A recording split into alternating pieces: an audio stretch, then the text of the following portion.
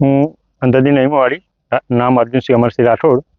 અમે ઘણા વર્ષોથી અને બાપ દાદાની પેઢીથી આવી રહીએ છીએ અને અમારું 150 થી 200 ઘરનું કુટુંબ છે.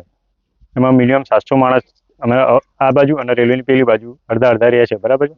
700 થી 800 વીઘા જમીન છે અમારી. હવે રેલવે તંત્ર દ્વારા અમે દરખાસ્ત કરેલી રેલવેને કે ભાઈ ઘરનાળું મંજૂર કરી આપો. 2002 થી બંધ છે. ગયા વર્ષે અમે આના માટે લેખિતમાં દેવસીને જાણ કરેલી છે, એમને મંજૂર બી કરેલું છે, પણ રેલવે તંત્ર દ્વારા કોઈ કાર્યવાહી કરવામાં આવી નથી, બરાબર છે. હવે આવવા જવા માટે કોઈ અમારો 7 થી 8 કિલોમીટર રાઉન્ડ મારવું પડે છે. હવે એ બી કરનારું છે તો નદીમાં ચોમાસામાં પૂર આવે છે એટલે રસ્તો બંધ થઈ જાય છે, બરાબર છે. હવે આડા દાડે એમ નીકળવું તો નીકળીએ કઈ, અને હવે રેલવે તંત્ર દ્વારા પાટિયા મારી દીધા છે, બરાબર છે. તો ખેતીમાં આવવા જવા માટે, સાધન લઈ જવા માટે, બાળકોને ભણવા માટે આવવા જવામાં બહુ અમારે તકલીફ પડે છે. અને રેલવે વાળા શું વારંવાર ગાડીઓ અવર જવર કરે છે, તો ઇન્સિડન્સ કે એક્સિડન્ટ થવાની સંભાવના રહે છે. તો સરકારશ્રીને અમારી એટલી દરખાસ્ત છે કે અમને આની ગરનાળું ગમે તે આવવા જવાના રસ્તાની સુવિધા કરી આપે એવી સરકારને અમારી દરખાસ્ત છે. એટલે રેલવેની પેલી સાઈડ પણ ખેતરો બધું આવેલું છે. હા, પેલી સાઈડ બી 150 થી 200 ઘર છે અને અડધા આ બાજુ છે, અડધા પેલી બાજુ રહે છે, એટલે આવવા જવાની બહુ તકલીફ પડે છે. પહેલા કેવી રીતે જતા? પહેલા તો અહીં ફાટક હતી, 2002 માં ચાલુ હતી, 2002 પછી બંધ થઈ ગઈ છે.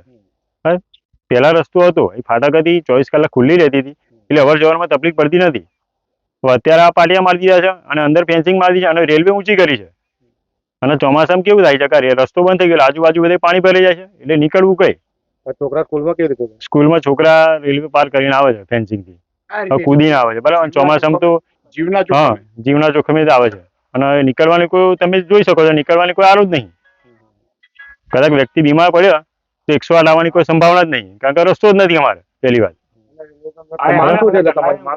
અમારી માંગ એટલી જ છે કે આ ગરનાળું પાસ કરેલું છે એના માટે કોઈ કાર્યવાહી કરે, અમારે આવવા જવાની સુવિધા કરી આપે તો અમારે આવવા જવામાં તકલીફ ના પડે. ટ્રેક્ટર છે અમારે, બાળકોને સ્કૂલે જવા માટે, કોઈ બીમાર થયું તો આવવા જવા માટે કોઈ સુવિધા કરી આપે તો સરકારને એટલી રજૂઆત છે કે ભાઈ અમારા એના વિશે કંઈ ઉકેલ કરી આપે, બરાબર.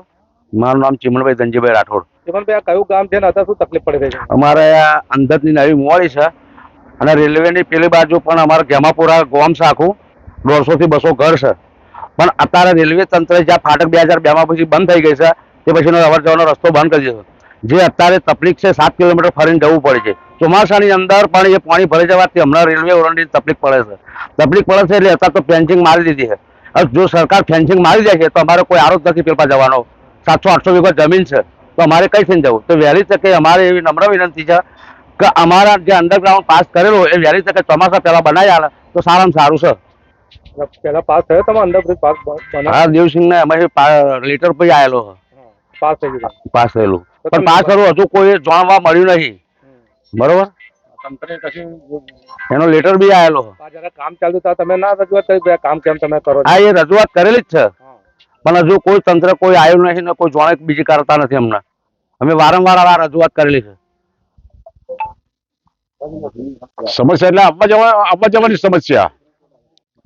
પેલો હું અંતરની નવી મોવાડી, અમરસિંહ મગનભાઈ રાઠોડ.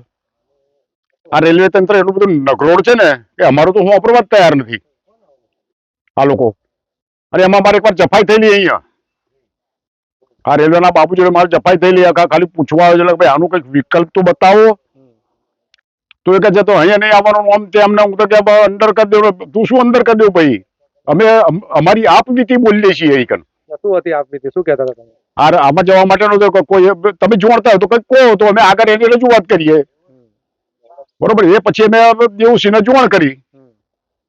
હજુ એના લગભગ લેટર લખેલા લગભગ પડ્યા છે, પણ તે પછી આ મંજૂરી આવી, અંડરગ્રાઉન્ડનું કંઈક આપ્યું છે, છતાં પણ આ નગરોડ તંત્રના કોને કઈ આગળ કશું જતું નથી. હવે આ લોકો અમને આટલું જો કરી આલે તો બધા બહુ છે એવી અમે સરકારને દરખાસ્ત કરીએ છીએ. એટલે અત્યારે શું તકલીફ શું પડી રહી તમે? તકલીફ એટલે અત્યારે તો આવવા જવાની તકલીફ. પેલું બાળકો અમારો જે રેલવે ઓરંગી નીકળે છે, હવે એમે ગાડી આવતી હોય તો બાળકો તો ખબર ના હોય, કોઈ અડફોટમાં આવી ગયું મરી ગયું એટલે તોય તો તકલીફ વાળું કે ભાઈ તમે કેમ છૂટું મૂકી દઉં. એ પણ બંધ થઈ ગયું, બરાબર. એ પાટીઓ મારે આ જ બંધ થઈ જવાનું છે બિલકુલ. અત્યારે બિલકુલ અવર જવર થાય નથી. જીવના જોખમ જવાય.